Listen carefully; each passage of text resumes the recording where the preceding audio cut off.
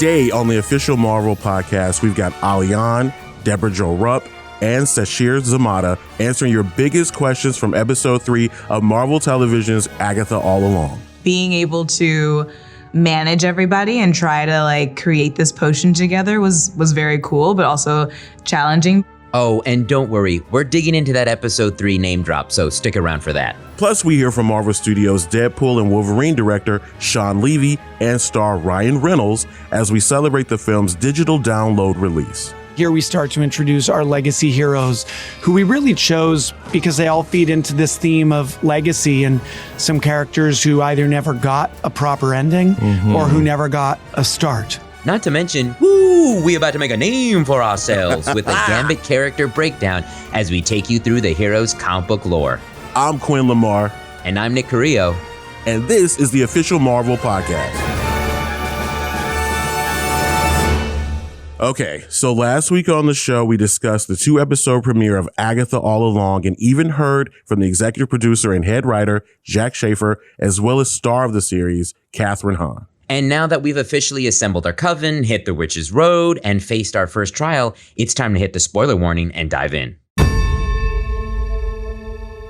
Okay, so this episode featured our first trial that centered around Sasheer Zamata's character, Jennifer Kale. The trial takes place after our coven solves the presented riddle and drink the wine. Yes. However, things take a turn for the worse once the witches figure out that the wine is poisoned with Alewife's Revenge, a poison known to cause dizziness, delirium, loss of motor function, hallucinations, and what's that last one? Oh yeah, death. Okay, yeah, sure. Focus on the negatives, Nick. You left out that the wine never runs out and even refills itself. If you ask me, bottomless wine seems like a fair trade-off. Worth death. Did I stutter? Okay. Well, hopefully you have a potions witch like Jennifer Kale handy, because as we see in episode 3, Jennifer takes charge of the coven to create an antidote. Here's Sasheer Zamata. Being able to manage everybody and try to create this potion together was very cool, but also challenging because we were also losing our physical capabilities because we were all poisoned. But yeah, it was just a really wild trial, and there was so many water elements involved and drinking things. It was quite wild. Now, while the wine does carry some mild side effects, death isn't minor, Quinn. As I was saying, the hallucinations our witches experience also allow us to get a feel for their past. And in the case of Jen's, we get to see how her character has evolved and understand her coping mechanisms. It's quite an evolution. I think she has been used to pushing people away, and she kind of uses sarcasm as a shield because she kind of got ousted from the witch community. Her power literally got taken from her, and it feels so betraying and lonely. And so I think she got used to being on her own, and having to join a coven is very strange for her, and she has to open herself up to trusting this whole group of people. And I think being able to see her kind of get messy and dirty and unravel a little bit and freak out and also be brave in ways that she wasn't before is really wonderful, and it was very fun to play. And she wasn't the only one. The actress who plays Sharon Davis, Debra Jo Rupp, also had a great time on set that day. Because of the amount of prosthetics she had to wear. Because of the wine. Allegedly. Because of the wine, the witches' faces became swollen and distorted, so they employed the use of prosthetics to create that illusion, though Debra didn't initially look forward to putting it on. I kind of dreaded it because I've never done it before in my long life, and I thought, oh my God, I'm going to be in makeup for forever. It wasn't that as long as I thought it would be. And it was worth it. We were just so worth it. And then just to see each other. Oh. The other voices you hear are from Debra's co-stars, Sasheer Zamata and Alian.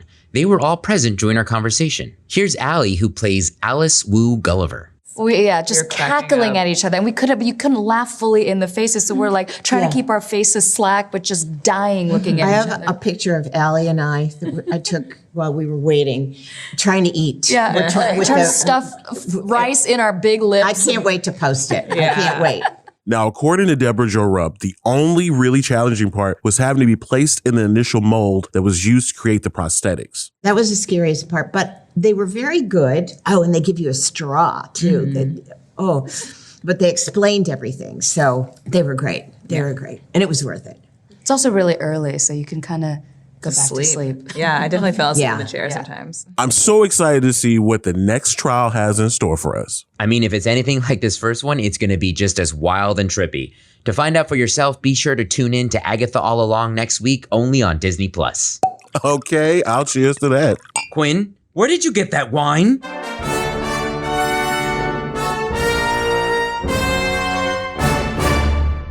This week, Marvel fans were treated to a long-awaited name drop on Agatha All Along. Maybe you were minding your business, peacefully enjoying the episode when someone on your couch or in your phone absolutely lost their mind. My friend went ballistic. We had to pause it.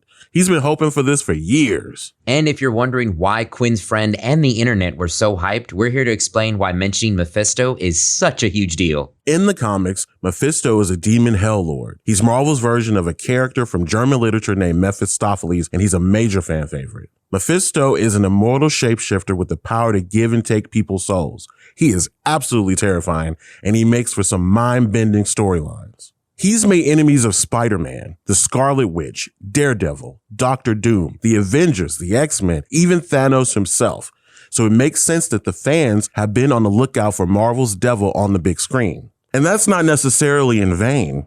The first Mephisto Easter egg we remember seeing comes from the very first Avengers film way back in 2012. Oh, right. His name appears in some teeny tiny text on a document about the Tesseract, you know, the glowing cube that contained an Infinity Stone.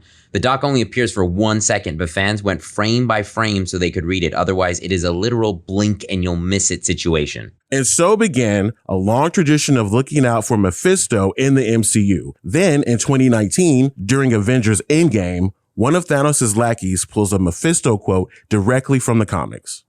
My humble personage bows before your grandeur.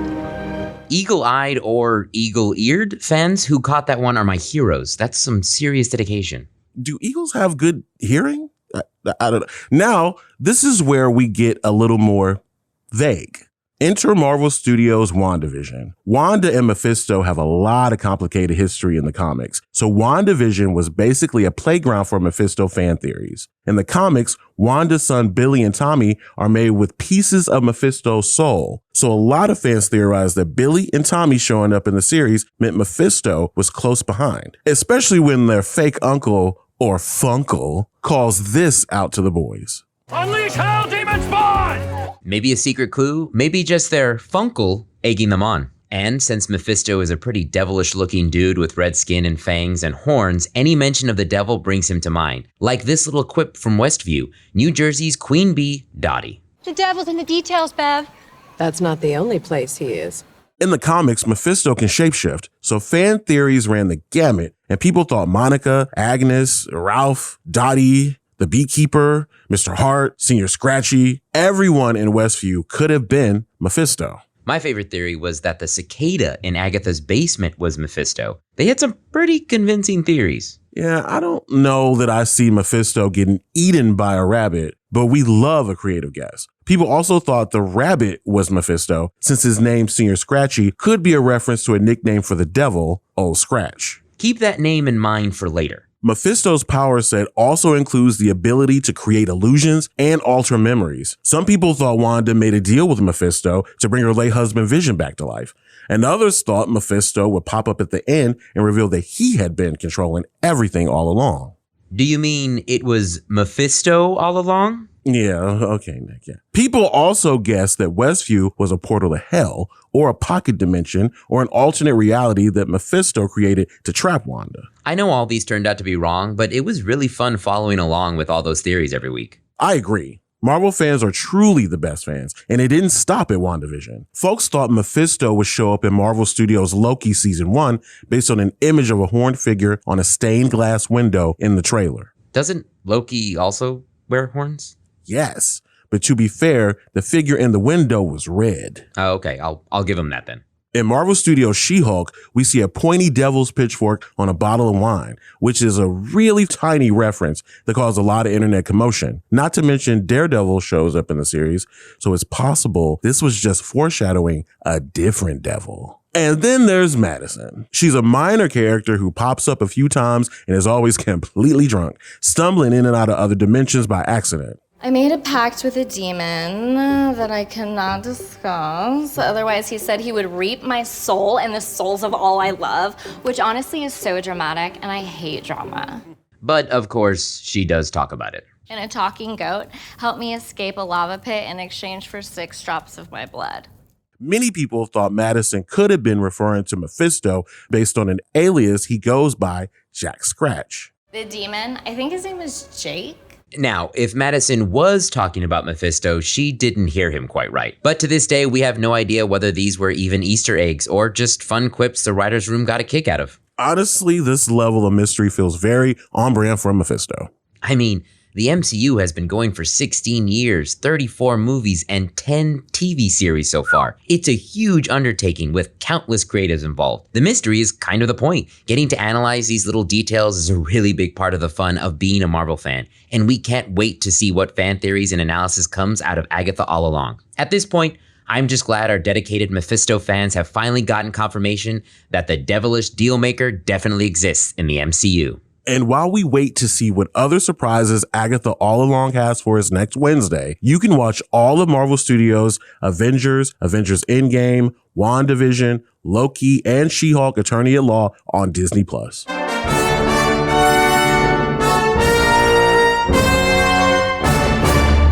Okay, so this summer we saw the release of the biggest movie of the year, Marvel Studios' Deadpool and Wolverine. And if you haven't seen it already, well, you now have another way to watch it. That's right, Quinn. Be the first to watch at home today. Marvel Studios' Deadpool and Wolverine is now available to buy only on digital. Quinn, remember the scene where we first meet Elektra, Blade, Gambit, and X-23? Oh yeah, how could I forget? Is Gambit here with me right now? Well, we got a peek at some of the commentary by the film's director Shawn Levy and star Ryan Reynolds on that particular scene covering Easter eggs, stories from the set, and more. Let's take a listen.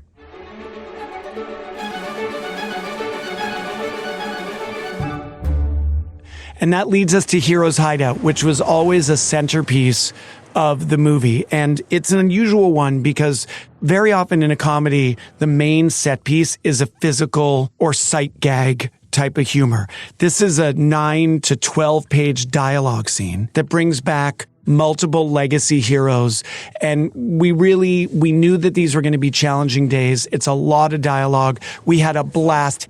That's the bed, the Hulk bed from Ragnarok that Deadpool's waking up in. That's the temple from, I want to say, Multiverse of Madness that is the ceiling. And here we start to introduce our legacy heroes, who we really chose because they all feed into this theme of legacy and some characters who either never got a proper ending or who never got a start. And this just also, I mean, all the Deadpool movies have a one sequence that's just a mega scene in one location, and this was that. And of course, Wesley Snipes and I have, a history. We worked together on Blade Trinity, and him showing up here in this way was, for me, a dream come true. I felt like audiences miss Wesley Snipes, and particularly in this role, they just didn't necessarily realize it yet. So when he shows up here, he and, of course, Gambit and, of course, Elektra, it's just one of the greatest in-theater experiences I've ever had in my life. I mean, the sound, you miss half the stuff happening because people are screaming so loud. Okay. Look at you all. You must be the others. Yeah, it's also, we'll listen to another great example of this, but Rob Simonson, who was our composer, wrote a banger of a cue for the introduction of the legacy heroes. And I encourage you to go back, turn our commentary off and just revel in the music because Simonson did an incredible job. This scene was a perfect example. It was the 5 of us who wrote on this movie. We round robin this scene. We rewrote it. Ryan and I both know Channing. He came in and did an exceptional small role in Free Guy for us. And as did Chris Evans. No kidding. As does Chris Evans. Years ago, like 8-10 years ago, I was one of probably 40 directors who met with Channing to direct the Gambit movie. And ultimately, no one got that job and the movie never quite happened. So to give this moment to Channing and to realize instantly, oh, wow, this guy has been readying for this his whole life. And the joy of writing Gambit with his absurd accent and somehow Channing manages to pull off the accent, pull off this extremely comic accurate suit, and still look badass and unspeakably attractive, or succulent, as Deadpool describes him. That's a crazy magic trick. You can hear more when you download Marvel Studios' Deadpool and Wolverine at home today, with loads of bonus features, including deleted scenes and a gag reel. Watch the biggest rated R movie of all time again and again and again. Buy it now only on digital.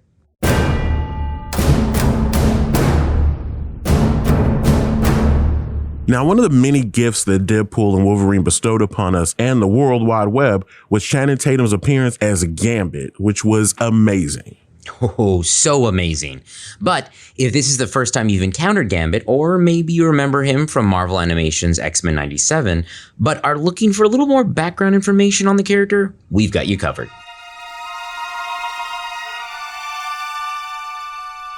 Gambit, aka Remy LeBeau, is many things, but he's best known as the playing card throwing raging Cajun member of the mutant superhero team, the X-Men, though he's been through a lot just to get there.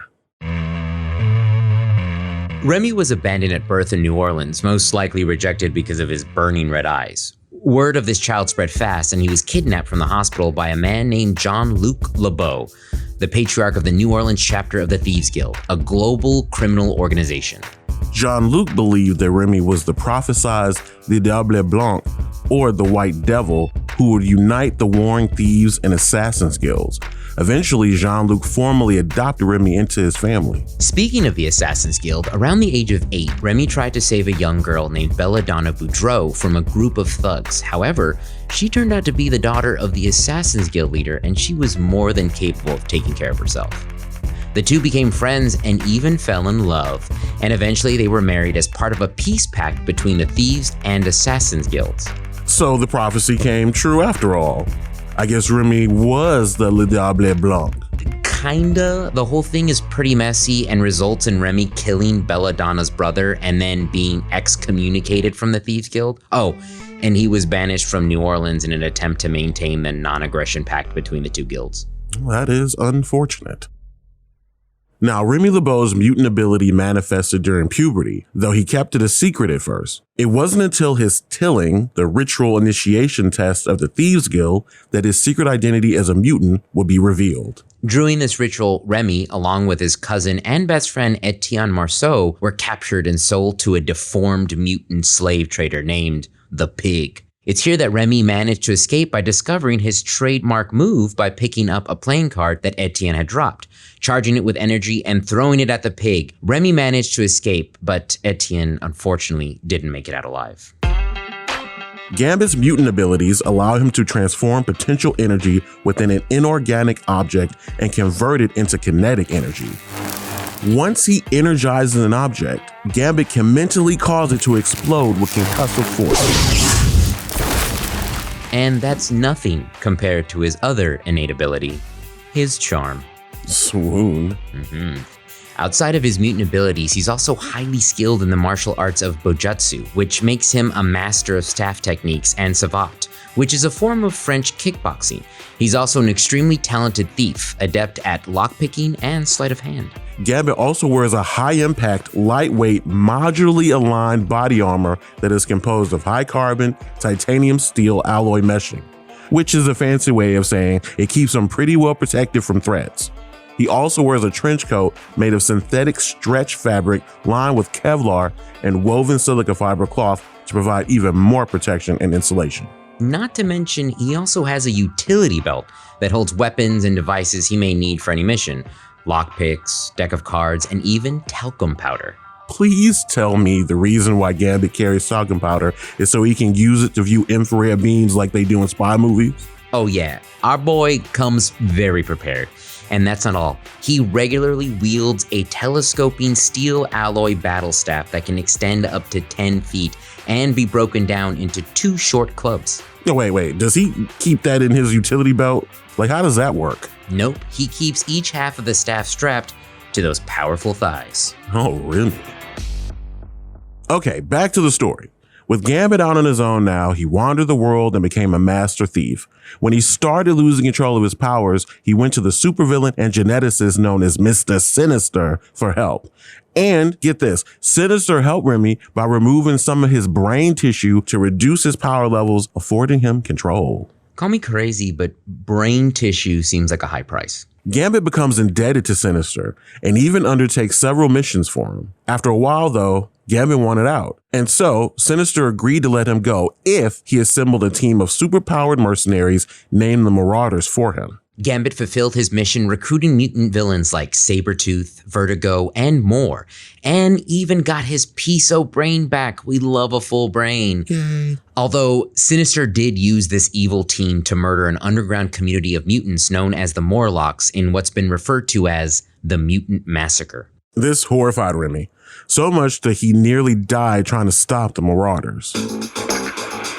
After those events, Gambit encountered the X-Man known as Storm for the first time. And this is where things get a little weird, but stay with me here. Storm had been transformed into a child and had lost her memories of being an X-Man. Together, they managed to restore Storm's memories and even located the missing X-Men. And because of their time together, Storm sponsored Remy's membership in the X-Men, where he quickly became a valued team member. Among the ranks of the X-Men is also where he met the love of his life, Rogue. The two started dating, and oh yeah, if you're wondering, hold up, isn't Gambit already married? You be right and not alone. In fact, Rogue wasn't too keen about it when she found out either, but you just can't keep true love apart. Well, sorta, because Rogue and Gambit's relationship status has varied throughout the years. That is until the two decided to finally tie the knot during 2018's Mr. and Mrs. X series.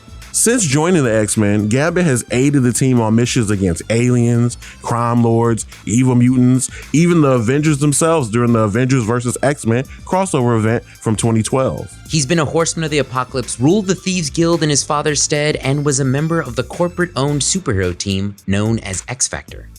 Yes. And it's during that time on X-Factor that he also adopted 3 cats, Oliver, Lucifer, and Figaro. Now, where have we heard those names before? Gambit has been through a lot, but since those early days as a thief, he's grown into his own as a reliable member of the X-Men and a loving partner and husband. He's even gone on to lead his own team of X-Men. I guess you can say he's made a name for himself here.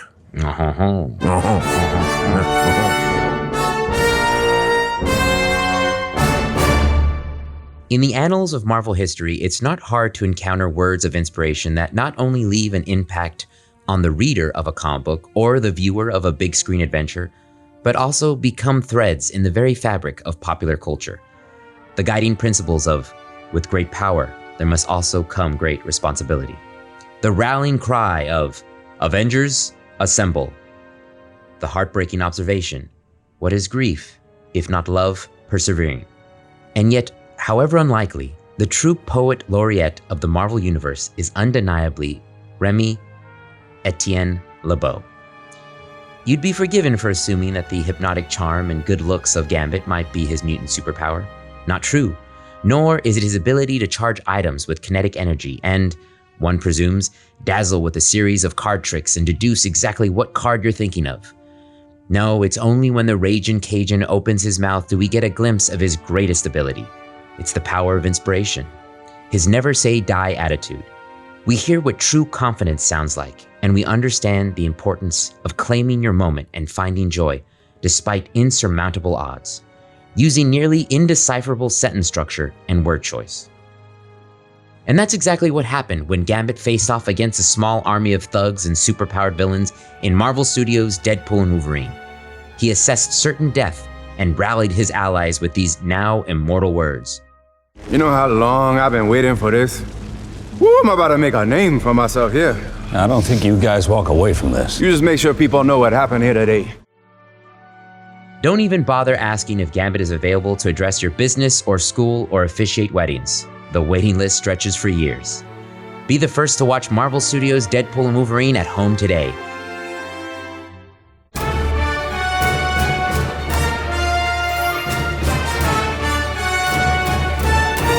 Next week on the Official Marvel Podcast, we continue our behind-the-scenes exclusives as we delve into episode 4 with the cast of Agatha all along, including Allian, Patti LuPone, Aubrey Plaza, and more. It was pretty special. I mean, how many times do you get to have an original song and actually get to perform it? But until then, be sure to subscribe to the podcast so you don't miss an episode, and tell a friend about us. That's it for today. This episode was hosted by Nick Carrillo and myself, Quinn Lamar.